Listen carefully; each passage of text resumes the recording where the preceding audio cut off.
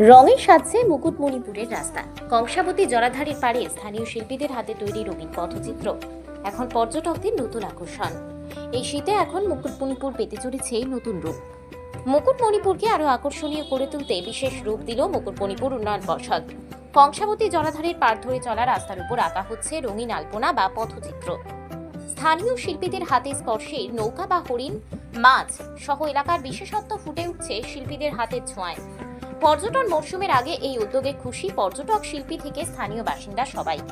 এই পথচিত্র আঁকার সূচনা হয়েছিল গত বছর, কয়েক বছর আগেই। 2017 সালে মুখ্যমন্ত্রী বাঁকুড়া সফরে এসে মুখ্যমন্ত্রী নিজে দাঁড়িয়ে থেকে কাজ দেখেন ও প্রশংসা করেন।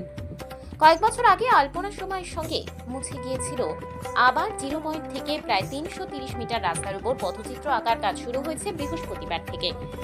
মহকুমা প্রশাসন সূত্রে খবর, মুকুটমণিপুর উন্নয়ন তহবিলের অর্থে স্থানীয় শিল্পীদের দিয়ে এই কাজ হচ্ছে। এখানকার প্রকৃতি, সংস্কৃতি ও এখানকার পর্যটনের সঙ্গে যুক্ত মাছ, হরিণ, ময়ূর, নৌকা এমন সব বিষয় নিয়ে আলপনা আঁকা হচ্ছে। এই পথচিত্র পর্যটকদের দৃষ্টি আকর্ষণ করবে বলে সকলেই আশাবাদী। ভীষণ ভালো লাগছে। আমি যখন এখান দিয়ে গেলাম তখনও দেখছিলাম যে তখন সবে শুরু হচ্ছে। খুব সুন্দর। এখানে হরিণ রয়েছে, ময়ূর, তারপরে মাছ রয়েছে। খুব ভালো লাগছে। এমনি দেখেছি, কিন্তু এভাবে রাস্তা এভাবে আঁকা এরকম ভাবে দেখিনি কোনোদিনও। আমার এবারই প্রথম। ভালো লাগছে আমার। অবশ্যই ভালো লাগবে।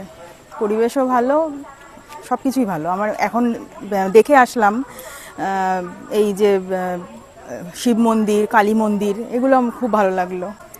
আমরা আজকেই এসছি। হ্যাঁ, মানে আজকে যেটুকুন হয়েছে, আবার কালকে বাকিটুকুন ঘুরবো। খুবই ভালো লাগছে আমাদের। প্রথম যখন এসেছিলাম তখন ছিল, এখন মাঝে এসেছিলাম দেখলাম তখন ছিল না কিছুই। আবার আঁকা চলছে, খুবই ভালো লাগছে। আবার যারা আসছে নতুন করে আসতে চাইছে তাদেরও খুবই ভালো লাগবে। আগে মাঝখানে এসেছিলাম তখন ছিল মোটামুটি এরকম কিছু একটা ছিল। তার মধ্যে আরেকবার আসা হয়েছিল, তখন একদম কিছুই ছিল না। যেমন আজকে এসেছিলাম ছিল না, মা ওই দিক যখন সকালে ঢুকলাম এখন আঁকা হচ্ছে। এখন দেখলাম যে হরিণ আছে, ফুল আছে, পাখি আছে। খুবই ভালো লাগছে। আকর্ষণীয় জায়গা তো আমাদের দক্ষিণ বাঁকুড়ার প্রিয় জায়গা তো বটেই। কলকাতা সহ আমাদের রাজ্যে বাদ দিয়েও ভিন রাজ্য থেকে মানুষ আসে।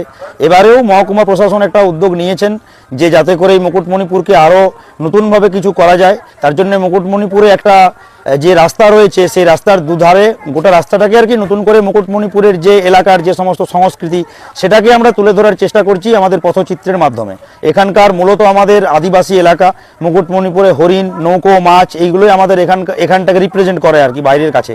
তো সেই জায়গাটাকে, সেই মানে বিশেষত্বটাকে তুলে ধরার জন্যই আমরা সেই এলিমেন্টগুলোকে রেখেই মুকুটমণিপুরের এই পথচিত্রটা আমরা তৈরি করছি আর কি। এখানে মোটামুটি আমরা এখনো পর্যন্ত 7-8 জন কাজ করছি, আরও কিছু কাজ করবে। সবে মিলিয়ে প্রায় 15 জন।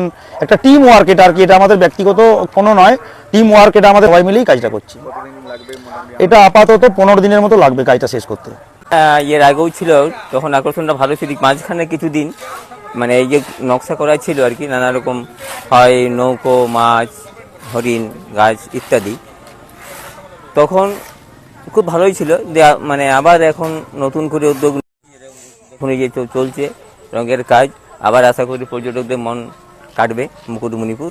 তো ডিসেম্বর, নভেম্বরের মধ্যেই শুরু হবে সিজন। পর্যটক আনাগোনা, তারা খুব পছন্দ করবে এই সাজানো গোছানো রাস্তা দেখে। এর আমরা প্রথম নাম আলপনা রাস্তা। অনেক দর্শকও বলে, মানে যেসব টুরিস্টরা আছে ওরা বলে আলপনা রাস্তা। গতবার এসে দাদা আলপনা রাস্তা কই নেই, বছর নতুন করে কাজ হলো তাই নেই। আবার পুনরায় শুরু হবে আলপনা। আবার শুরু হয়ে গেছে 2025 আলপনা।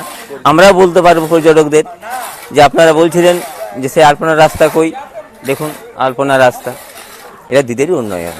আমরা জানি শীতের সময় পর্যটক প্রচুর আসে, তাদেরকে আরো বেশি আকৃষ্ট করার জন্য, জায়গাটা আরো বেশি সুন্দর করার জন্য বরাবরই যেমন অনারেবল আমাদের সিএম এসেছিলেন, তখন মুকুটমণিপুর আমাদের পুরোটাই ড্রয়িং মানে আঁকা হয়েছিল রাস্তাটা। তো এবারেও নতুন করে আবার স্থানীয় যারা শিল্পী আছেন, আমরা স্থানীয় শিল্পীদেরকে সুযোগ দিয়েছি।